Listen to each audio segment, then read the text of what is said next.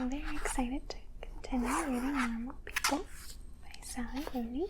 So we will pick up where we last left off. I hope that you enjoy. 2 days later, April 2011. He stands at the side of the bed while his mother goes to find one of the nurses. "Is that all you have on?" his grandmother says. Says Connell. "Is that jumper all you have on?" "Oh," he says, "yeah, you'll freeze. You'll be in here yourself." His grandmother slipped in the Aldi car park this morning and fell on her hip. She's not old like some of the other patients. She's only 58, the same age as Marian's mother. Connell thinks, Anyway, it looks like his grandmother's hip is kind of messed up now, and possibly broken. And Connell had to drive Lorraine into Sligo town to visit the hospital. In the bed across the ward, someone is coughing. "I'm all right," he says. "It's warm out." His grandmother sighs, like his commentary on the weather is painful to her. It probably is, because everything he does is painful to her, because she hates him for being alive. She looks him up and down with a critical expression. "Well, you certainly don't take after your mother, do you?" she says. "Yeah," he says. "No." Physically, Lorraine and Connell are different types. Lorraine is blonde and has a soft face with edges. The guys in school think she's attractive, which they tell Connell often. She probably is attractive, so what? It doesn't offend him. Connell has darker hair and a hard-looking face, like an artist's impression of a criminal. He knows, however, that his grandmother's point is unrelated to his physical appearance, and is meant as a remark on his paternity. So, okay, he has nothing to say on that. No one except Lorraine knows who Connell's father is. She says he can ask anytime he wants to know, but he really doesn't care to. On nights out, his friends sometimes raise the subject of his father, like it's something deep and meaningful they can only talk about when they're drunk. Connell finds this depressing. He never thinks about the man who got Lorraine pregnant. Why would he? His friends seem so obsessed with their own fathers, obsessed with emulating them or being different from them in specific ways. When they fight with their fathers, the fights always seem to mean one thing on the surface, but conceal another secret meaning beneath. When Connell fights with Lorraine, it's usually about something like leaving a wet towel on the couch, and that's it. It's really about the towel, or at most, it's about whether Connell is fundamentally careless in his tendencies, because he wants Lorraine to see him as a responsible person, despite his habit of leaving towels everywhere. And Lorraine says if it was so important to him to be seen as a responsible, he would show it in his actions, that kind of thing.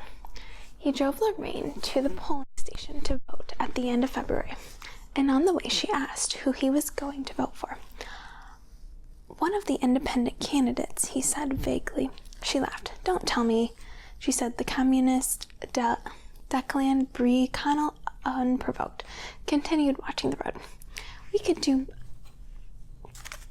do with a bit more communism in this country, if you ask me," he said. From the corner of his eye, he could see Lorraine smiling. "Come on now, comrade," she said. "I was the one who raised you with your good socialist values, remember? It's true, Lorraine has values. She's interested in Cuba and the cause of the liberation." In the end, Connell did vote for Declan Brie, who went on to be eliminated in the 5th count. 2 of the seats went to Fine Gael, and the other to Sinn Féin. Lorraine said it was a disgrace, swapping one crowd of criminals for another, she said. He texted Marianne, "FGN government, fuck's sake," she texted back, "the party of Franco." He had to look up what that meant. The other night, Marianne told him that she thought he turned out well as a person. She said he was nice and that everyone liked him. He found himself thinking about that a lot. It was a pleasant thing to have in his thoughts. You're a nice person and everyone likes you. To test himself, he would try not thinking about it for a bit, and then go back and think about it again, and see if it still made him feel good. And it did. For some reason, he wished he could tell Lorraine what she said. He felt it would reassure her somehow, but about what? That her only son was not a worthless person after all, that she hadn't wasted her life. And I hear you're off to Trinity College, his grandmother says. Yeah, if I get the points. What put Trinity in your head? He shrugs. She laughs, but it's like a scoffing laugh. Oh, good enough for you, she says. What are you going to study? Connell resists the impulse to take his phone from his pocket and check the time. English, he says. His aunts and uncles are all very impressed with his decision to put Trinity as his first choice, which embarrasses him. He'll qualify for the full maintenance grant if he does get in. But even at that, he'll have to work full-time over the summer, and at least part-time during term. Lorraine says she doesn't want him having to work too much through college. She wants him to focus on his degree. That makes him feel bad, because it's not like English is a real degree you can get a job out of. It's just a joke. And then he thinks he probably should have applied for law after all. Lorraine comes back into the ward now. Her shoes make a flat clapping noise on the tiles. She starts to talk to his grandmother about the consultant who's on leave and about Dr. O'Malley and the x-ray. She relies all this information very written, writing down the most important things on a piece of note paper. Finally, after his grandmother kisses his face, they leave the ward. He disinfects his hands in the corridor while Lorraine waits. They go downstairs and out of the hospital into the bright, clammy sunshine. After the fundraiser the other night, Marianne told him this thing about her family. He didn't know what to say. He started telling her that he loved her. It just happened, like drawing your hand back when you touch something hot. She was crying and everything, and he just said it without thinking. Was it true? He didn't know enough to know that. At first, he thought it must have been true, since he said it. And why would he lie? But then he remembered. He does lie sometimes, without planning to or knowing why. It wasn't the first time he had the urge to tell Marianne that he loved her, whether or not it was true. But it was the first time he'd given in and said it. He noticed how long it took her to say anything in response, and how her pause had bothered him, as if she might not say it back. And when she did say it, he'd fallen asleep without meaning to. He had been planning to drop her home the night before. She put her shoes on and he got dressed too. Lorraine was standing in the hallway with 2 plastic bags of groceries when they reached the stairs. Marianne was wearing her dress from the night before, the black one with the straps. Hello, sweetheart, said Lorraine. Marianne's face looked bright like a light bulb. Sorry to intrude, she said. Connell didn't touch her or speak to her. His chest hurt. She walked out the front door saying, bye, sorry, thanks, sorry again. She shut the door behind her before he was even down the stairs. Lorraine pressed her lips together like she was trying not to laugh. You can help me with the groceries, she said. She handed him one of the bags.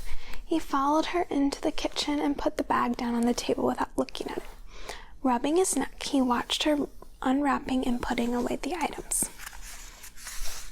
What's so funny, he said. There's no need for her to run off like that just because I'm home, said Lorraine. I'm only delighted to see her, you know. I'm very fond of Marianne. He watched his mother fold away the reusable plastic bag. Did you think I didn't know, she said. He closed his eyes for a few seconds and then opened them again. He shrugged. Well, I knew someone was coming over here in the afternoon, said Lorraine. I do work in her house, you know. He nodded, unable to speak. You must really like her, said Lorraine. Why do you say that? Isn't that why you're going to Trinity? He put his face in his hands. Lorraine was laughing then. He could hear her. You're making me not want to go there now, he said. Oh, stop that. He looked in the grocery bag he had left on the table and removed a packet of dry spaghetti. Self-consciously, he brought it over to the press beside the fridge and put it with the other pasta. So, is Marianne your girlfriend then? Said Lorraine. No. What does that mean? You're having sex with her, but she's not your girlfriend? You're prying into my life now, he said. I don't like that. It's not your business. He returned to the bag and removed a carton of eggs, which he placed on the countertop beside the sunflower oil. Is it because of her mother? Said Lorraine. You think she'd frown on you? What? Because she might, you know. Brown on me, said Connell. That's insane. What have I ever done? I think she might consider us a little bit beneath her station. He stared at his mother across the kitchen while she put a box of own brand cornflakes in the press.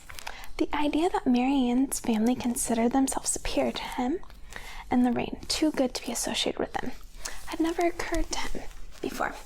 He found to his surprise that the idea made him furious. What, she thinks we're not good enough for them, he said. I don't know, we might find out.